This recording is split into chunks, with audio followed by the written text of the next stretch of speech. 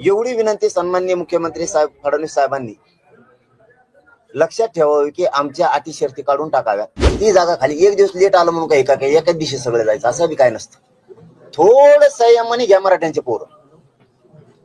तुमच्या एखाद्या चुकीच्या भूमिकेमुळं समाज आपल्याकडे आशा लावून बसलाय की आपल्याला आणि आपल्या लेकराला आरक्षण मिळणार आहे। ध्यानात ठेवा, त्यांची आशा मोडायला नको। ते जे स्वप्न बघते त्या स्वप्नावरती पाणी फिरायला नको। म्हणून समाजाच्या सगळ्या पोरांनी शांतते संयमाने घ्यायचे। एक दिवस लेट कळलं ना मराठ्यांच्या पोराला, सगळ्या आंदोलकाला एक दिवस थोडं लेट, काही पुढे जातील काही मागं थांबतील। केलं जर तरचा विषय चाललाय। ही झाली मराठ्यांसाठीची बाजू। आता फडणवीस साहेबांसाठी माझी बाजू आहे। सन्माननीय मुख्यमंत्री फडणवीस साहेब, तुम्हाला आदरपूर्वक सांगतो, तुम्ही आम्हाला आड घालू नये ना। 5,000 लोकांची ही विनंती आहे ना, एक दिवसाची। त्याला कायमस्वरूपी करावं आणि लोकांची आड घालू नये। त्याचं कारण हे लोक वाट लावायला येणार आहे मुंबईला, हे वापस जाणारे पण लोक आहेत।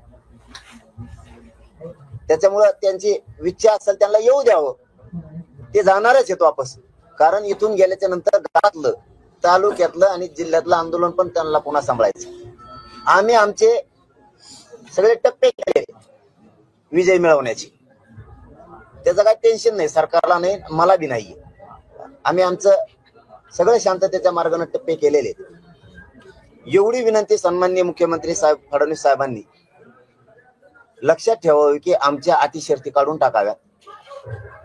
आणि पोरांनाही माझं सांगणं आहे, तिसरी गोष्ट पुन्हा एकदा, लढताना फक्त संयमाने शांततेने लढा।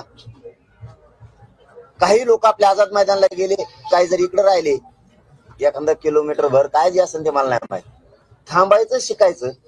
हे गेले की परत तुम्ही येतात, तुम्ही गेले की पुन्हा ते येतात। आंदोलनात खंड पडू द्यायचा नाही, हे मराठ्यांच्या पोरांना लक्षात ठेवा। चाल आणि चालीवर चाल खेळायचं शिकायचं। चाल आणि चालीवर चाल खेळायचं शिकायचं। नुसतं धोंगड सारखा आरडाला ओरडाला आणि कसे काहीच हाती नाही लागलं, समज खड्ड्यात गेला आणि तू बी इतक्या मुंबई पर्यंत तरफडत आल्याला वायाला गेलं तू रे। इतकं चाणक्य बुद्धीने खेळायचंय की पुन्हा पुढच्या काळात कधी पण मराठ्यांच्या डोक्याला डोकं नाही लावलं पाहिजे। म्हणून संयमाने घ्यायचं, काय आज काय उद्या, एखाद्या दिवस आज मुख्यमंत्री म्हणते येऊन द्या सगळेच, कायमस्वरूपी परवानगी पण असंही म्हणतील। आशावादी राहा। मी आशावादी 2 वर्ष राहिलो म्हणून माझ्या समाजाला मी काहीतरी देऊ शकलो। तर आता समाजानं तुम्हाला पाठवलंय आणि तुमच्या खांद्यावर जबाबदारी टाकली, हे पोरं आरक्षण घेऊन येणार। मग ते कसं मिळवायचं ह्या डोक्यात घ्यायचं। आडमुठ्यापणा करायचा का कायद्याचे न्याय देवतेचे सगळे नियम पाळून घ्यायचं, हे डोकं लावण्याची जबाबदारी आपल्या खांद्यावर महाराष्ट्रातल्या राहिलेल्या मराठ्यांनी टाकलेली। मागं वळून बघा, गरीब मराठ्यांची आपल्याकडून किती अपेक्षा आहे। त्यामुळे तुमच्या एका चुकीमुळं, तुमच्या आडमुठ्यापणामुळं समाजाला डाग लागता कामा नये, हे सगळ्यांनी समजून घ्या।